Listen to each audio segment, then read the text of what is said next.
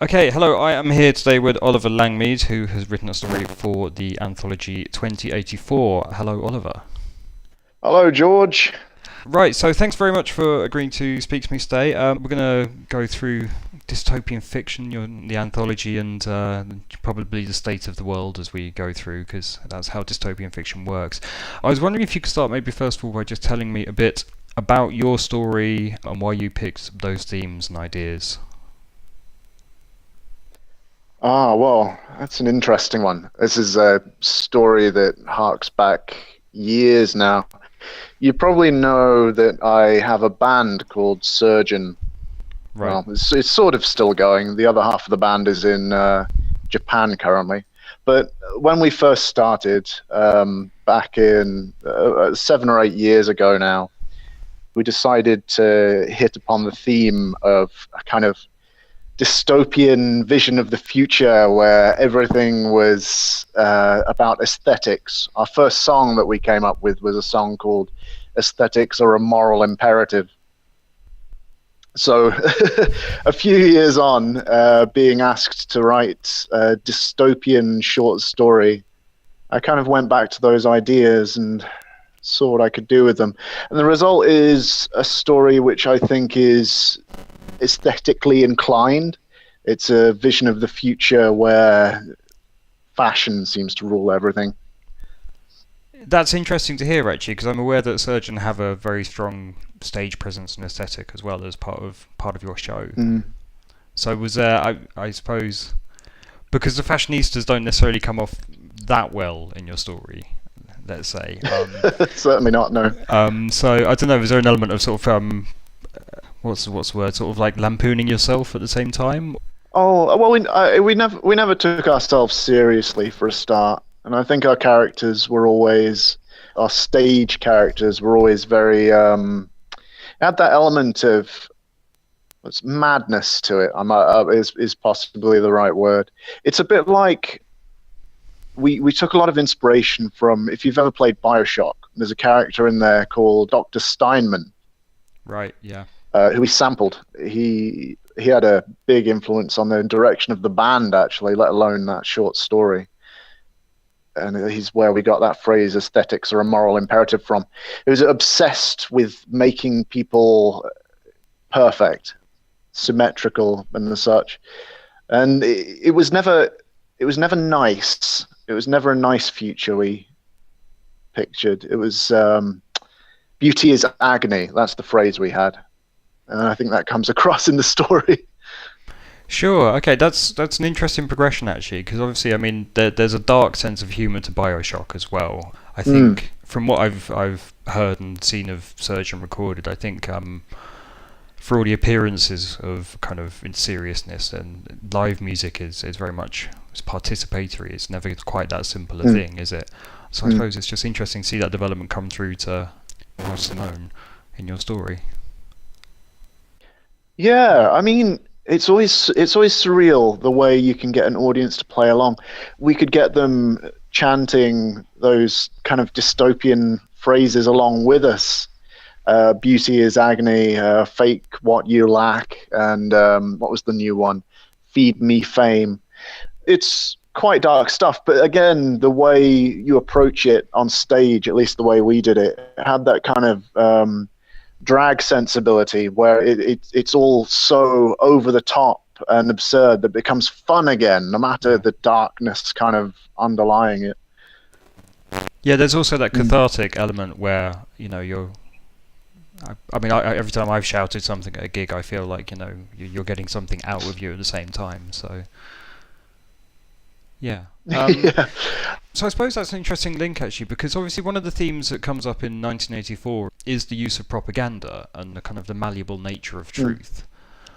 And I suppose that's one of the things that comes out of dystopian fiction. So, because I also, this actually ties into one of the reasons we chose this theme for the anthology in the first place, is that there's been various sea changes in global political climates and just how people see things. Probably most exemplified by that glorious moment of the alternative facts earlier in the year. Glorious moment it was, yeah. Yes, yeah. I mean, it's kind of beyond parody, but I mean, do you have any thoughts in particular about the revival of interest in things like 1984 and dystopian literature, and kind of why now? I don't think dystopian fiction's ever really gone away. At least not in the latter past like century.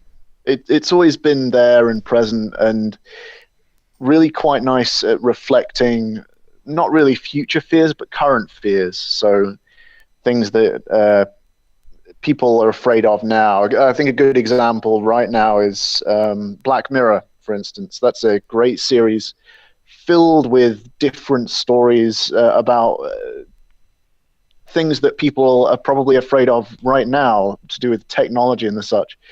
I suppose we're only looking back a bit because right now people are feeling like the world is turning like some of those older stories, like 1984, like Fahrenheit, like things like that, where people are turning back to these old fears, and it seems to them like they're coming true a bit, which is frightening.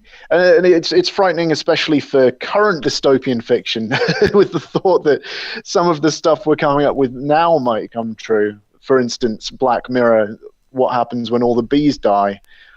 Stuff like that, you know? Yeah.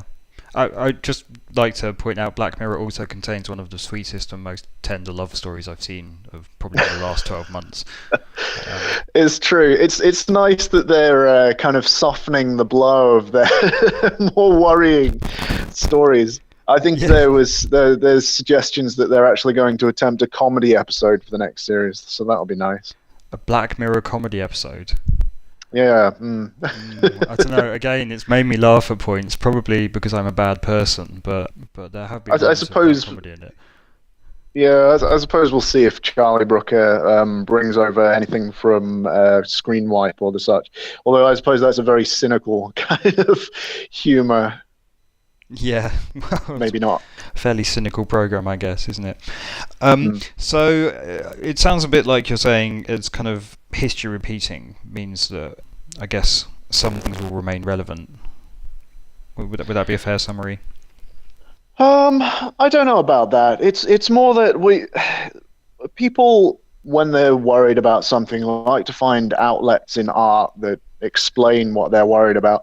1984 was never meant to come true, and things like that, and a lot of it never will. It's just people are finding parallels with it, and it's very easy to say, oh, it's the world's becoming like 1984, when it's still an exaggeration.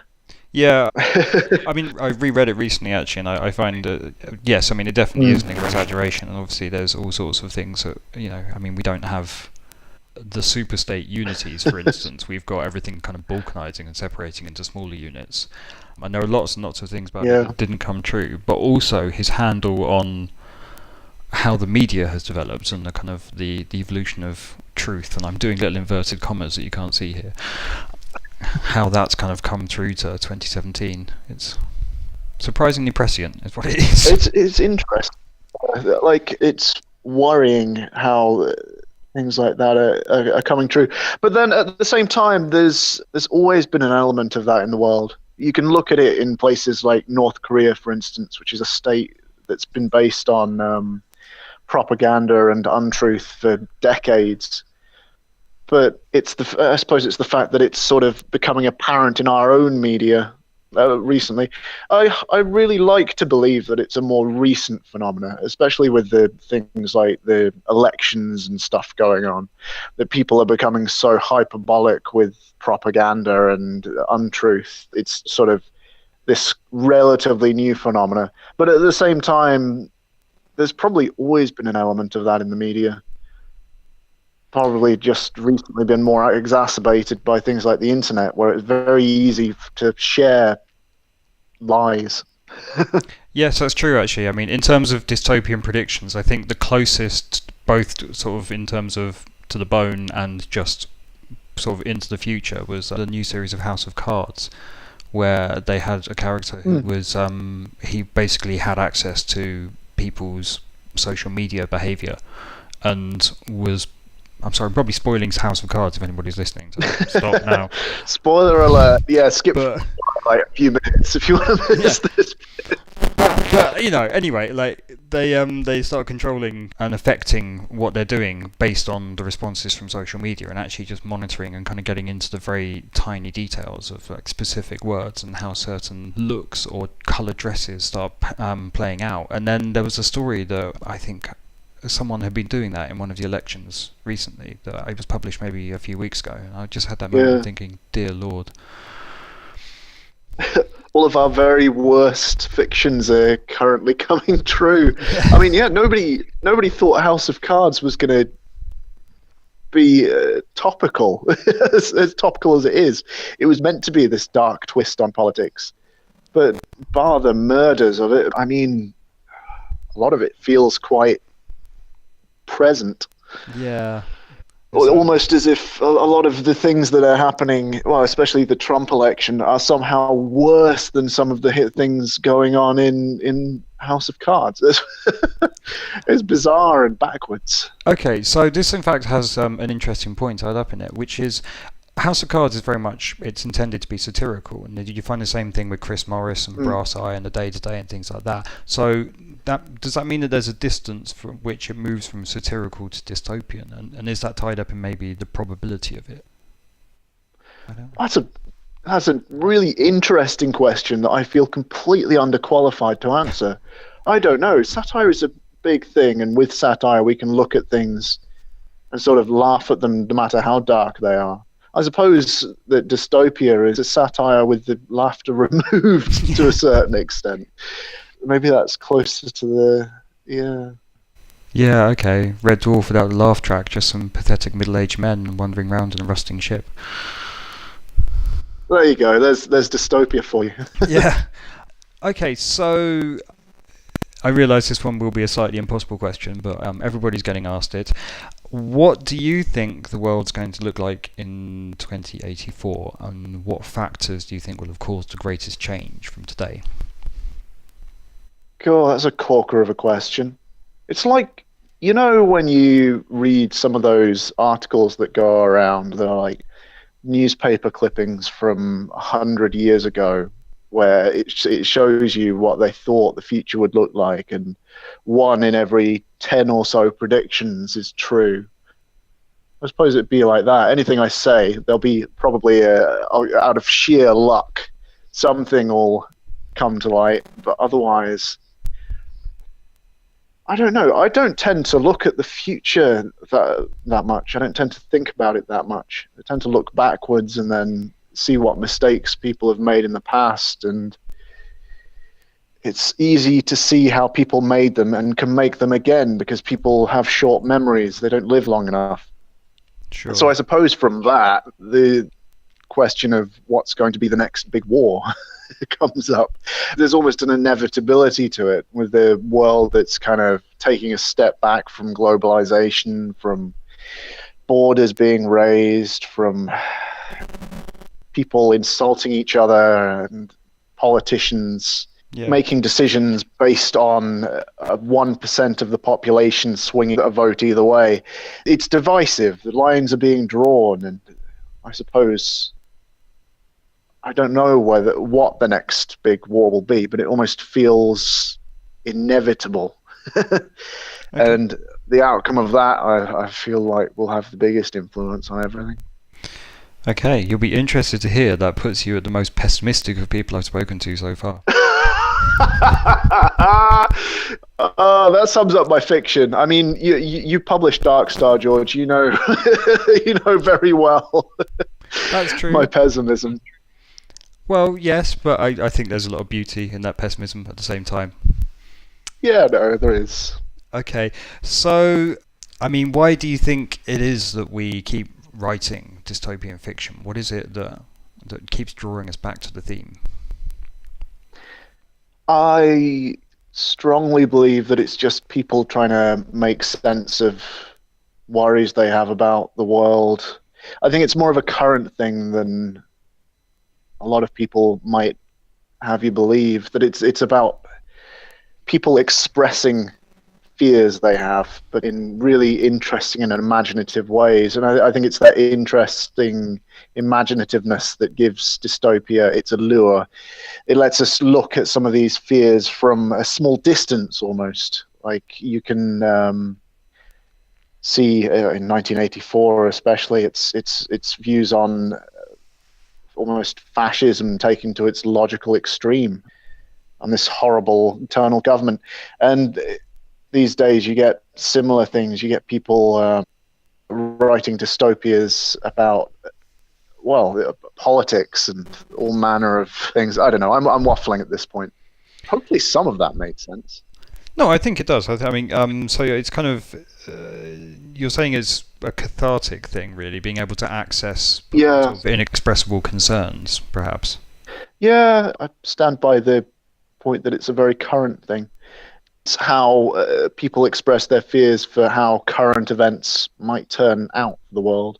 No, I think that does make sense. I think yeah, 1984 comes through as an interesting example in that one, because I know I mean, as you say, it's kind of the totalitarian state and about the outcomes of fascism, but it's also painted as socialism, isn't it? Because it's Ingsoc in the book that runs everything.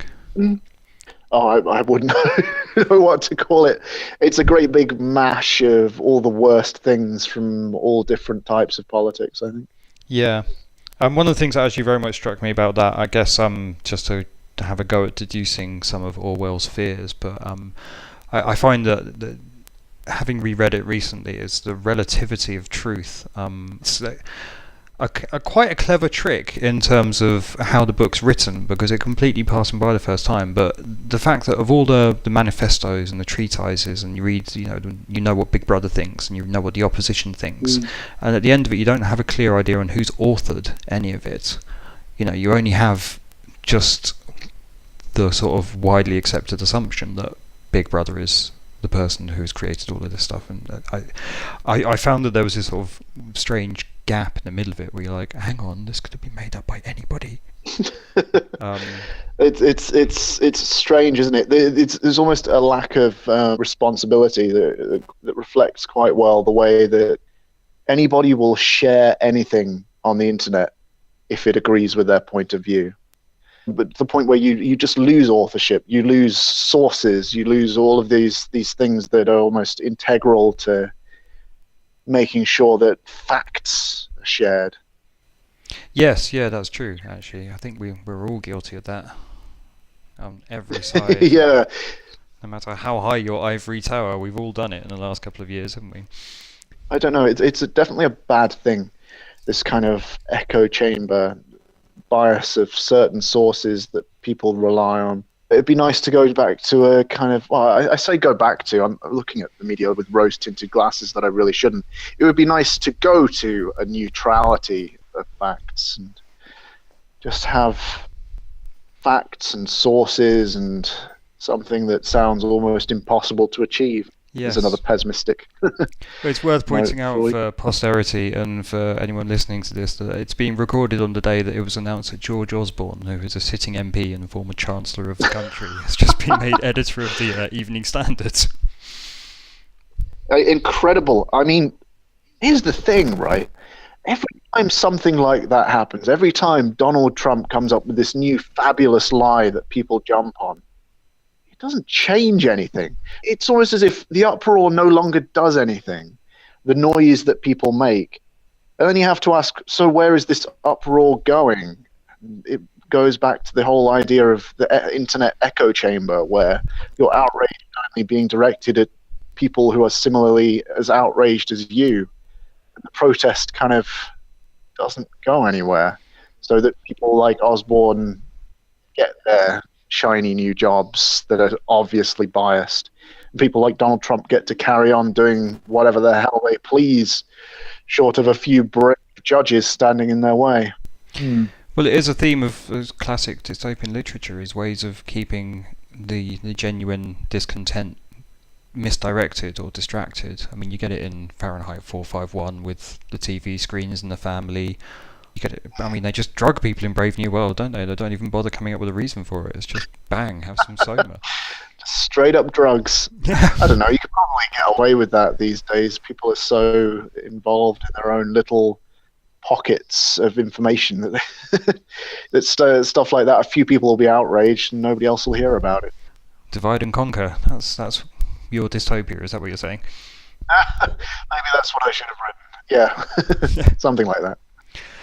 Okay, so what about people in 2084 looking back on the dystopias of 2017 and these stories? What do you think they're going to think about us? It's an interesting question. I suppose, because right now, as part of, I'm a student at the University of Glasgow. One of the classes I'm doing is 1930s American literature, and I'm taking it as a chance to look at like 1930s science fiction and fantasy, and it's absolutely fascinating looking back at it. And looking back at it, pieces of it that are kind of still relevant. Most of it, the way you look back, though, is you look back very broadly. Apart from one or two really important texts, mostly it's an idea of this is what was happening back then. So for 1930s America, it was the decline of the weird, so the end of Lovecraft's career and the end of all of that as weird tales slowly faded into obscurity, and the dawn of the golden age of science fiction, as it's become known, yes, with the rise of astounding tales and stuff like that. So it's difficult to know for today. Because of the digital age, there's obviously a lot more publishing going on than there once was, and there's a lot more of everything going on. I suppose in another 80, 90, 100 years, we'll be looking back at the trends that were happening now, and possibly, hopefully, we'll be looking back at a trend that's sort of in defiance of this resurgence of alienation and almost literature against climates where people are drawing lines again. So in an effort to kind of respond to that and find us a way through it. I wouldn't know what to call it. I don't know what they'll be calling the trends of our age in 80 years, maybe. Okay. So to go with your prediction of a war at some point before 2084 and everything sort of being divisive and separating now, you're probably putting us in a sort of interwar period analogue, I guess. Ooh. Yeah, exactly like 1930. Yeah. Okay. Although we don't have a prelude war, I suppose. Well, that's probably more than enough to draw on, actually. Yeah, okay, let's go with that as an analogue. Okay, so your certain guarantee of war aside, I mean, do you feel optimistic about the future of the species? Oh, for the future of the species, certainly not. I mean, there's that. I can't remember what it's called, but it's one of the theories for why we haven't found any intelligent life out there. Fermi by paradox. all accounts, it should be abundant. There should be other societies out there in the universe, but I think one of the big barriers towards that people come up with theories why there aren't is because societies tend to destroy themselves. And I don't know. I can see humanity becoming fragmented and maybe going off in our own little directions, off to other worlds. But I can't see any glorious future. I can only see a future that hopefully we might be able to survive. Oh, that's grim, isn't it? Yeah, you definitely are coming through as the most pessimistic of the authors so far. Which is wonderful, given that your story is it's the most lively and sort of energetic and comedic of the makers. Yeah, I suppose that's it's a vacuous energy, though. It is born of narcissism as opposed to any positive. That's my dystopian writing through and through. I think the future is bad. Fair enough.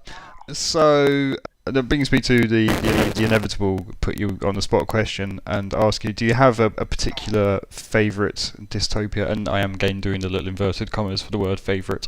It's funny, I don't really much go in for dystopian literature.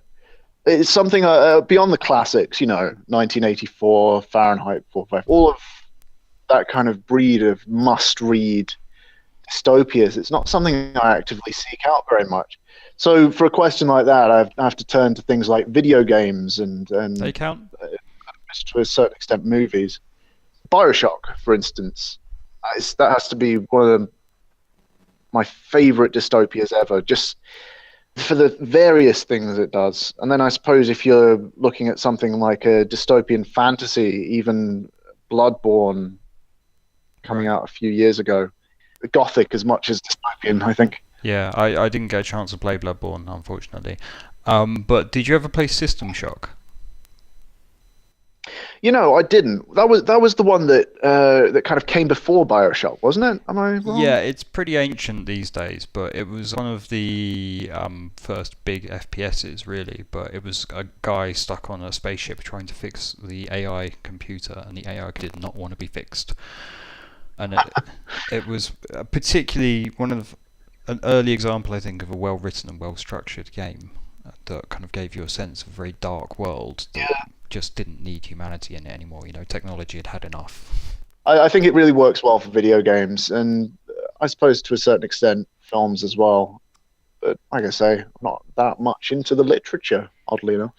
That's fair enough. Okay, well, that puts me through to the end of my list of questions. So just leaves me to say thank you very much, Oliver, for taking the time to speak to us. I'm looking forward to seeing your story out in the wild. Oh, thank you very much. I hope people enjoy it. It's certainly something different, I